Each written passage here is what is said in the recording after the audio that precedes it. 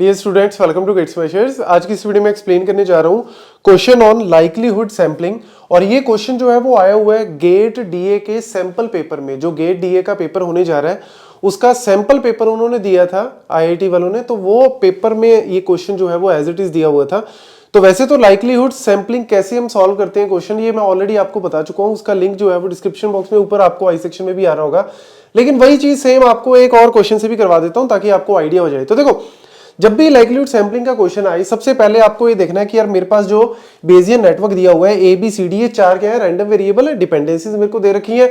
और ये मेरे को क्या दे रखा है, कंडीशन ऑफ प्रोबेबिलिटी के टेबल। अब देखो ए जो है वो किसी के ऊपर डिपेंडेंट नहीं है क्योंकि सबसे पहला यही है, तो इसकी होने की या ना होने की प्रोबेबिलिटी दे रखी है। होने की पॉजिटिव से भी डिनोट करते हैं या कई बार खाली भी लिख देते हैं ए, लेकिन नेगेटिव के लिए माइनस भी यूज करते हैं, नेगेशन वाला सिंबल भी।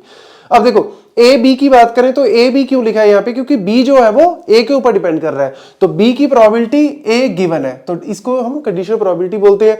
ऐसी सी होने की probability B is given, D होने की प्रोबेबिलिटी डी इज गिवन। तो ये आपको प्रोबेबिलिटीज जो है वो सारी इस तरीके से दे रखी है और कुछ सैंपल्स भी आपको इस तरीके से दे रखे हैं, 4 सैंपल। अब वो कह रहा है estimate the likelihood weight of each sample and thereby estimate this value. करना क्या है, सबसे पहली चीज आपको the very first step is कि जो आपको यहां पे इक्वेशन दे रखी है, इक्वेशन मतलब एक तरह से आप कह सकते हो probability of finding B when minus A and minus C is given. तो ये आपको यहां पे दे रखा है। तो मैंने क्या बताया था लास्ट वीडियो में भी कि जब भी आपको इस तरीके से दो चीजें दे रखी हो, मतलब एक प्रोबेबिलिटी आपको जो है वो निकालनी और एक क्या है, गिवन है, तो एक कंडीशन प्रोबेबिलिटी होती है आपकी, इस तरीके से डिनोट करते हैं, find the probability of A given B. ठीक है, मतलब बी इवेंट हो चुका है और ए की प्रोबेबिलिटी निकालो, बी इज गिवन। तो हमेशा जो ए निकालना है, मतलब ये क्या होते हैं, क्वेरी भी बोल देते हैं या क्वेश्चन वेरिएबल बोल देते हैं।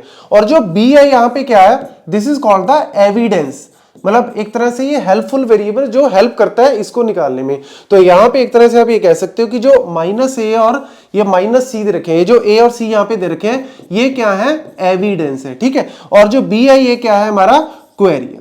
ठीक है, तो यहां पे एविडेंस को सबसे पहले यूज करेंगे। देखो अब सैंपल हमें पता लग गया, एविडेंस कौन है, ए और सी, और क्वेरी क्या है, मेरा बी। तो सबसे पहले आपको सैंपल 1 पे जाना। सैंपल 1 पे गए, इसको क्या करेंगे, कंसिस्टेंट करेंगे, इसकी रीवेट करेंगे। रीवेट करने के लिए आपको क्या करना है, देखो ए और सी मेरे क्या है, एविडेंस है, तो यानी ए और सी के ऊपर मेरी वैल्यू जो है वो कहीं ना कहीं डिपेंड कर रही है।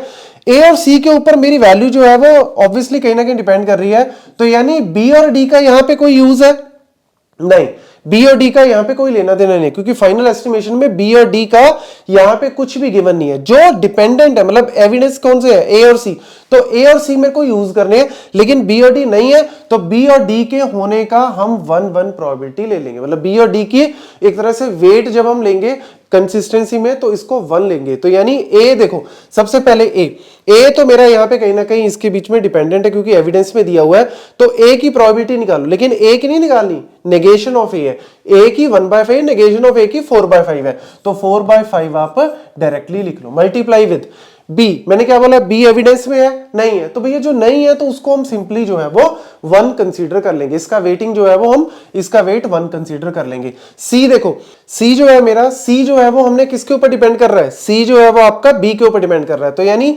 सी के ना होने की प्रोबेबिलिटी, मतलब नेगेशन ऑफ सी का है, नेगेशन ऑफ सी ये रहा, लेकिन नेगेशन ऑफ सी जो है वो दो जगह है, बी और माइनस बी, लेकिन हमने सैंपल में देखना है कि नेगेशन ऑफ सी जो है वो किसके कॉरेस्पॉन्डिंग निकालना है, नेगेशन ऑफ बी के कॉरेस्पॉन्डिंग, तो यानी ये वाली वैल्यू हमने ले लेनी है 3/5। ठीक है, तो negation of C, negation of B के कॉरेस्पॉन्डिंग जो है वो कंडीशन प्रोबेबिलिटी 3/5।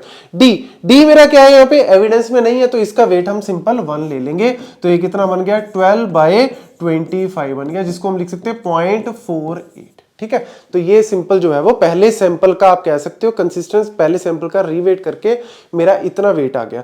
दूसरा देखो सैंपल 2, सैंपल 2 में फिर वही चीज है, नेगेशन ऑफ ए दे रखा है, तो नेगेशन ऑफ ए तो मेरा क्या है, 4/5 है। बी आपको पता है भैया एविडेंस में है ही नहीं, तो इसको सिंपली 1 ले लो। मतलब बी तो इन सब जगह पे, ये जो बी है और ये जो डी है, ये सब जगह पे हम लोग 1-1 ही इसका वेट लेंगे। लेकिन यहां पे देखो negation of C, negation of A, negation of C देखो कहां है, ये दो जगह है, ये रहा नेगेशन ऑफ सी आपका जो है वो किसके ऊपर डिपेंड कर रहा है, नेगेशन सी जो है वो बी के ऊपर डिपेंड कर रहा है, ठीक है।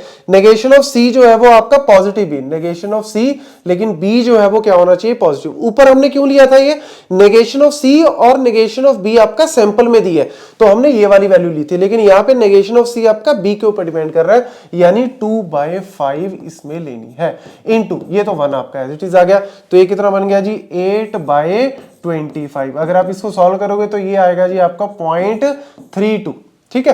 तो ये आपकी वैल्यू जो है वो इस तरीके से आ गई। फिर हमने सैंपल 3 का अगर हम देखें, फिर वही नेगेशन ऑफ ए, तो ये तो भैया 4/5 ले लेना है, बी की वैल्यू हमने 1 ले लेनी है, और डी की वैल्यू भी हमने क्या ले लेनी है, 1। लेकिन ये देखो जी, नेगेशन ऑफ सी, सी किसके ऊपर डिपेंड कर रहा है, बी के ऊपर, तो सी जो है वो बी के ऊपर, तो यानी प्रोबेबिलिटी ऑफ नेगेशन सी, लेकिन किसके केस में, नेगेशन ऑफ बी के केस में, यानी 3/5। वही सेम वैल्यू ही आपकी दोबारा आ गई, 0.48 आ जाएगा, ठीक है। कोई बात नहीं, आपने सैंपल जो भी दिए हमने उस सैंपल के अकॉर्डिंग करना है, चाहे सेम आए चाहे जो मर्जी वैल्यू आए। 4/5 ए की ना होने की प्रोबेबिलिटी, बी जो है वो हमारा वेट में 1 रहेगा। नेगेशन ऑफ सी किसके ऊपर डिपेंड कर रहा है, सी जो है वो हमें पता है टेबल में हमारा जो डायग्राम है, सी बी के ऊपर डिपेंड कर रहा है, तो यानी सी जो है नेगेशन ऑफ सी और बी पॉजिटिव है सैंपल में, तो यानी ये वैल्यू 2/5 हम यहां से उठा लेंगे, और डी तो मेरा एविडेंस में है नहीं, तो इसको तो हम 1 ही कंसीडर करेंगे। ये आपका फिर वही 8/25 आ गया, 0.32 ले सकते हो इसको, ठीक है। तो ये हमने सैंपल्स को रिवेट करके ये मेरा टोटल जो है वो वैल्यूज आ गई। अब आ जाओ जी लास्ट में इस केस पे, ये मेरा क्या है, मेरी जो एस्टिमेशन इसको करना है, तो एस्टिमेशन के लिए हमारे पास फॉर्मूला क्या होता है, फॉर्मूला कहता है कि हमने सिंपली, इसको थोड़ा सा ऊपर ले जाता हूं, फॉर्मूला क्या कहता है कि हमने जो है वो पहले तो टोटल सारे सैंपल्स का टोटल वेट, सारे सैंपल्स का टोटल वेट जो है वो कितना है, 0.48 प्लस 0.32 प्लस 0.48 प्लस 0.32, सारे सैंपल जितने भी सैंपल हैं उन सबका टोटल वेट निकाल लो। और फिर उसके बाद देखो हमारे पास जो क्वेरी क्या है, पॉजिटिव बी, क्वेरी क्या है, अब हमने नेगेशन ए और नेगेशन सी के कॉरेस्पॉन्डिंग जो है वो सारों को रीवेट करके हमने टोटल वेट कर लिया, लेकिन क्वेरी में मेरा जो वेरिएबल है वो क्या होना चाहिए, बी पॉजिटिव।